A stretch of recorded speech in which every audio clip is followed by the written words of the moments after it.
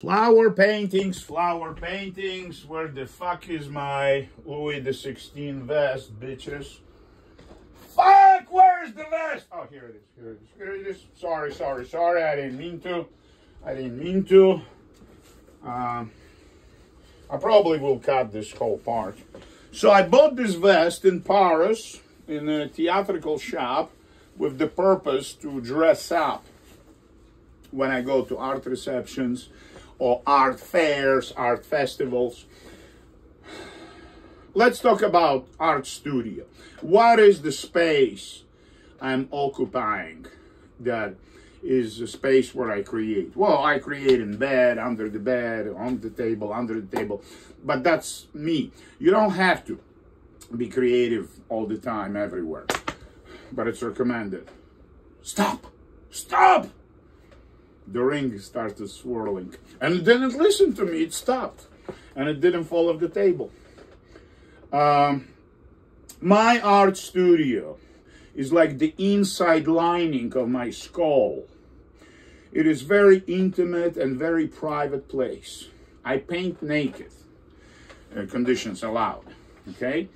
I have complete privacy to not to paint, to have luxury of not to create by choice. I have a luxury to create 24/7. As you see me, those videos are being uploaded. Planet Earth is a globe. Did you know that? And people don't sleep at the same time I sleep. I barely sleep, but I sleep very weird schedule. That's why I can talk all around the planet at the same time with Japan and Kuwait and Paris, and everybody's asleep in New York. I'm up all night anyway. No coffee, green tea, very weak, very weak. I know how much caffeine is in green tea. My art studio is this intimate space. So when I encourage art collector to come, I really don't mean this filthy place that looks like a nuclear explosion. No.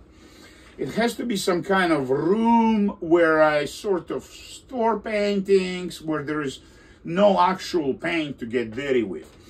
To my surprise, over the years, in 30 years, the wealthiest people pulling up in Rolls Royces with private drivers, with assistants, security, the whole shaboom, love to get dirty. The guy walks in, he says, "I'm sorry I interrupted you painting. You said 2 o'clock. I said, "Yeah, I'm painting all the time." He says, "Can I paint with you?" Yeah. His daughter was 6 years old, and she interrupted us all the time. He became my biggest art collector. The guy, income, I think $5-6 million a year. Huge construction company, the biggest probably in Virginia. Sharp guy, no stupid. So the daughter, the 6-year-old daughter, after this first visit, she points at those little flower paintings where in the studio I was going to make improvements, but I didn't know what to improve, so they're sitting there. She says, Daddy, I like those. He grabs those 3, and goodbye, see you tomorrow, next time, let's do lunch. And then he gives me thousands of dollars in cash. 6-year-old daughter picked shitty paintings. So years later, I asked her, she grew up to be a very smart teenager, wants to be a director, like a film director. Good for her, very smart girl. On many occasions later, he brought her to paint with an artist. Well, Daddy could afford it, right? But otherwise, I don't want anybody in my studio. People walk in with their personalities, with the best manners, real gentlemen, European bankers, who are not going to touch anything in your studio unless you hand it to them. And they always hand with 2 hands, like in Japan. They always use 2 hands when they give or take from you.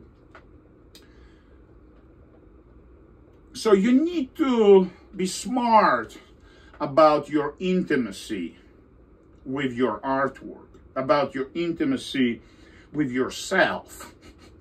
If you are not intimate with yourself, you probably have nothing to say. And nobody will find any intimacy in this, what you painted. You need to face your demons, like real fears, like real anger. Like, for instance, I have this unmanageable anger to my mother, to Soviet Union, Bolsheviks, and everything what happened, starting from Karl Marx. I literally wish I could suffocate Karl Marx with my bare hands when he was a baby in the cradle. And Lenin, and Stalin, and Hitler. But I can't travel in time, and shit is what it is. So I grew up in this violent ghetto. My mother was a ballerina, my father was a communist leader, committed suicide at age 40, alcoholic. And what I grew up is this monstrous volcano who can't manage his anger. And it has been only when I suppressed my anger, I got very depressed. My second marriage fell apart because of my depression. After 14 years. My wife didn't want to handle this anymore. And I don't blame her. She deserves... she will never find what she's looking for. I know. Now she switched to women. No difference. She's not going to find love. No.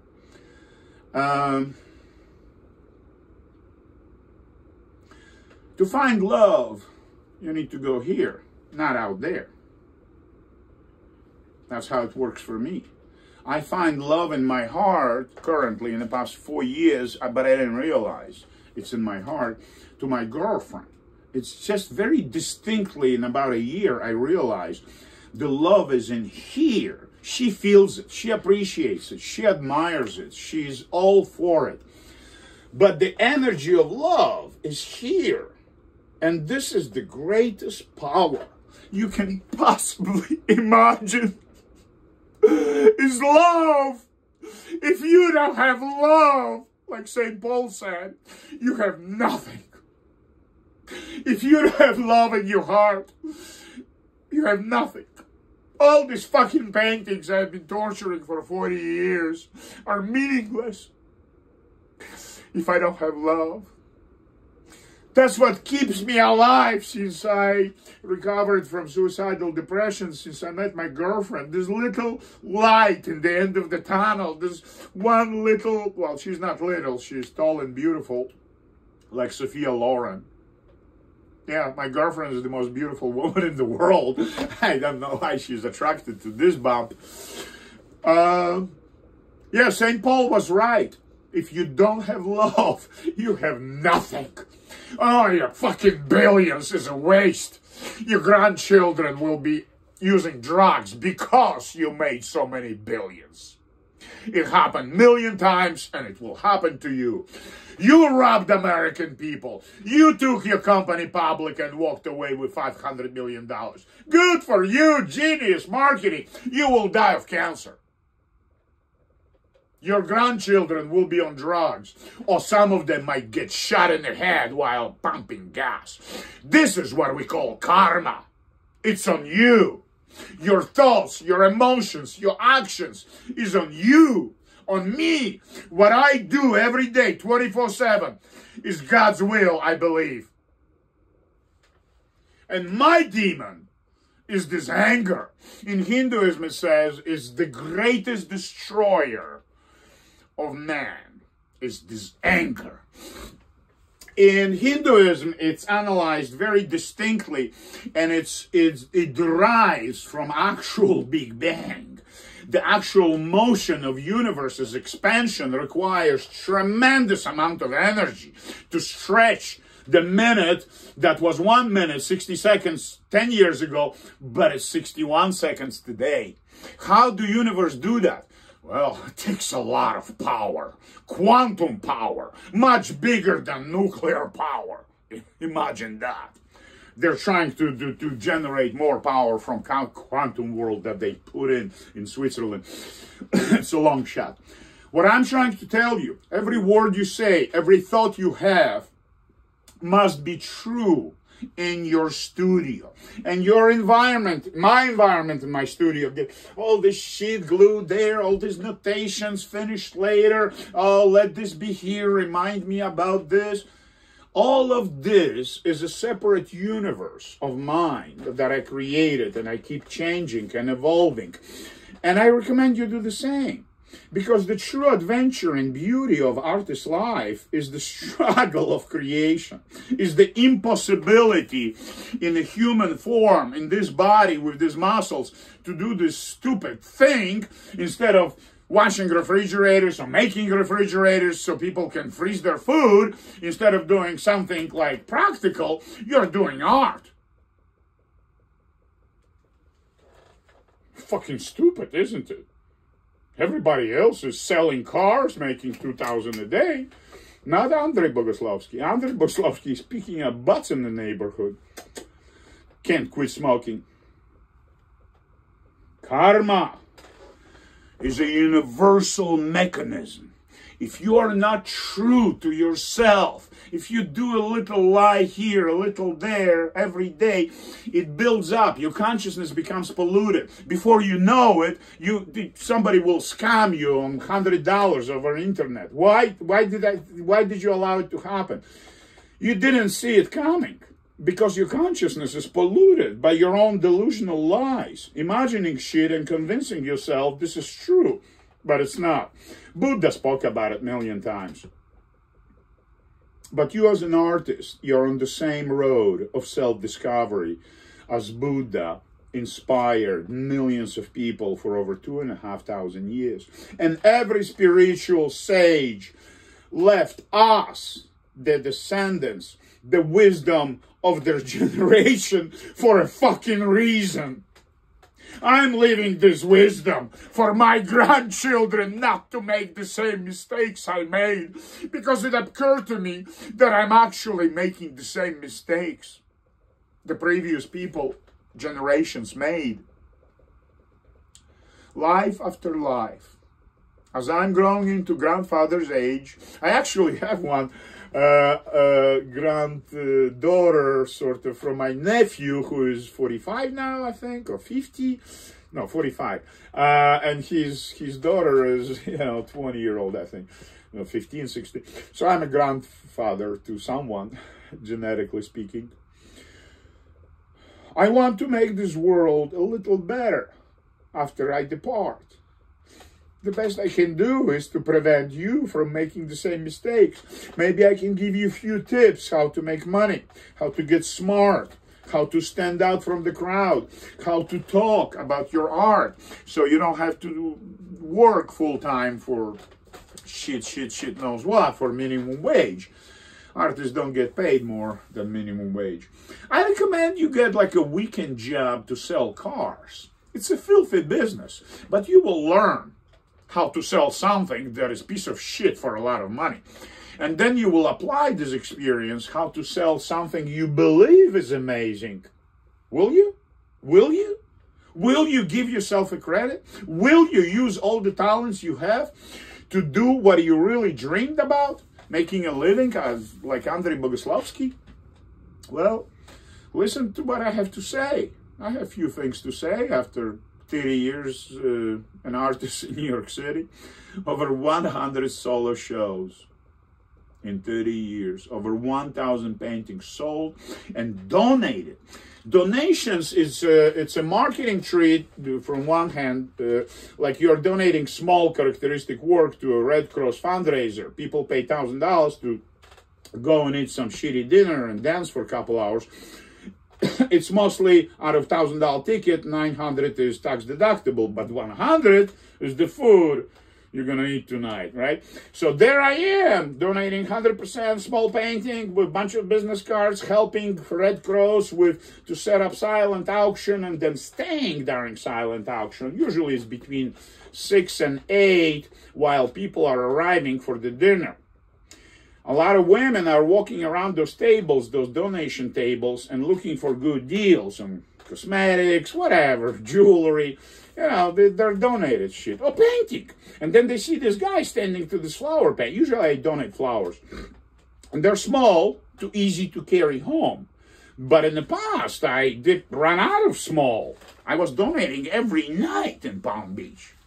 In Palm Beach, there are fundraisers every night. And all these 80-year-old people who inherited steel mogul money from 19th century and don't have to work for a living in the past 5 generations, they're coming. That's their lifestyle. They go out every night, except Sundays and Mondays, I think.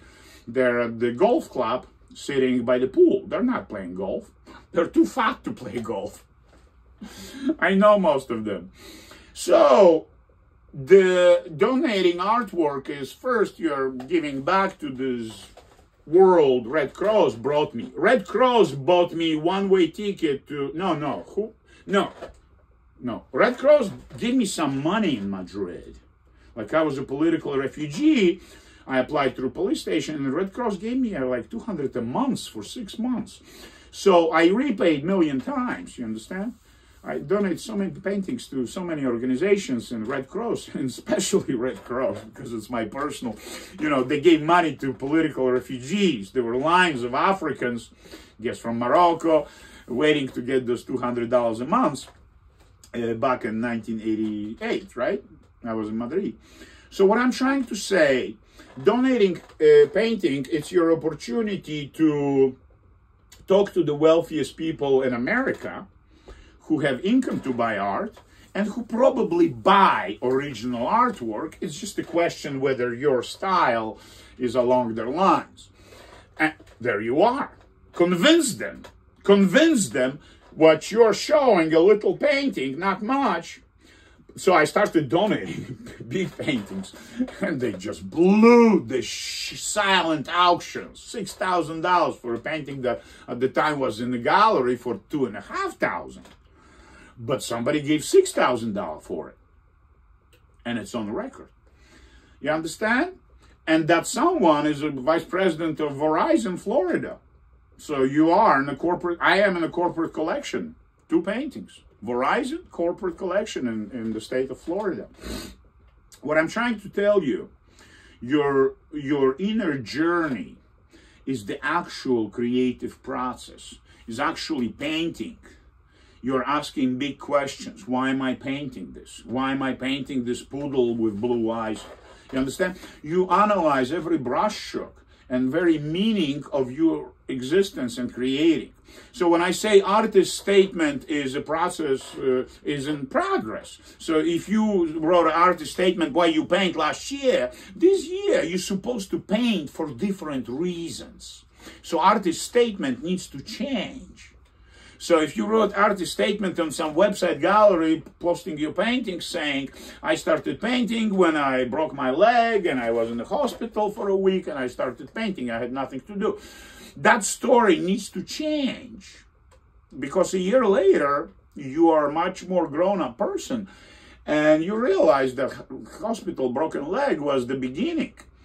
But today, you paint for different reasons after all these years.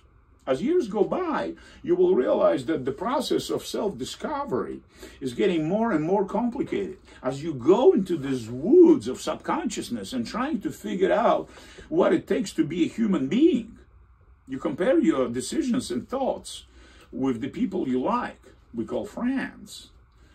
People who selected you to be a friend and you selected them to be a friend. And you get a mark of approval or disapproval on occasions, yeah? But ultimately, you're alone. You're alone in the studio, boiling some tea and shit. And you know you have it in you. And you know you have something to say. Now, you can learn from Andrey Bogoslowsky how to say it with the brush, with the pencil. And then you want to sell it, get a little money. It's kind of unfair, first 10 years in your art adventures to ask for money. Because Van Gogh didn't sell in 10 years, sold 1 painting. But let's not talk about Van Gogh. It's an exception more than a rule. The rule is, first 10 years, you don't know shit. You might pretend you're an artist because you took a broom and you splashed some color on a big canvas. And your grandma is impressed. And you might even go viral on TikTok. But this is just splash paint with a broom on a canvas. Hello? And that's exactly what's on the canvas. Don't expect people to give you thousands of dollars just because you masturbated for 2 minutes. No. Painting is a vision of your inner struggle we call life.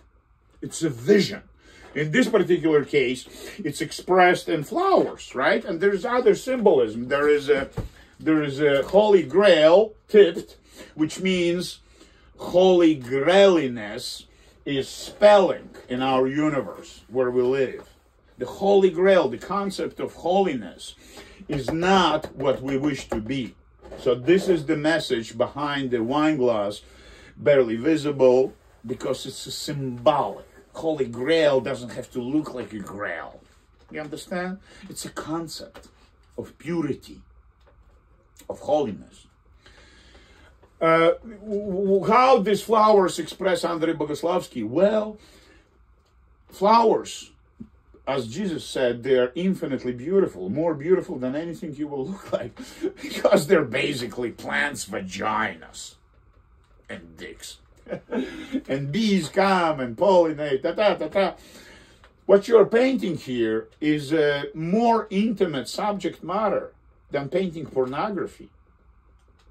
Flowers, you're painting organic life happening right in front of your nose. As you're looking at this flower, it's talking to you. It wants to get pregnant. It wants to reproduce. That's the only purpose of this fucking plant. Growing for thousands of years, millions of years, evolving. The only purpose of this plant is to reproduce, not to make more oxygen for you to breathe. No, it's a byproduct. Do you understand? Do you understand? This painting depicts the most basic desire, the power of Aphrodite, the beauty, the love, the reproduction, organic reproduction, in a metaphorical way. This is not a pornography. This is not naked woman. I'm not homosexual, so I always paint women. I'm addicted to beauty. So this painting basically is no different than a sculpture of Aphrodite with no arms, you know, in Louvre, for instance. Venus of Milo. Venus of Milo, I'm talking about. It was called Aphrodite. It was before it was called Venus. It was 500 years before the word Venus was used. It was called Aphrodite. Original Aphrodite symbol is this shapeless rock that looks like a pile of dinosaur shit. And Brittany Hughes pointed this out, that it was in Cyprus. The religion of Aphrodite, the concept of a daughter of Gaia, in other words, purely erotic on humanity, not only other species. Gaia is other species, but Aphrodite specifically, Isis, Ishtar, they're specifically molded for human psychology, how human erotic forces work, reproductive forces. What is the name of the game? It's complicated. It's complicated. Okay, that's enough.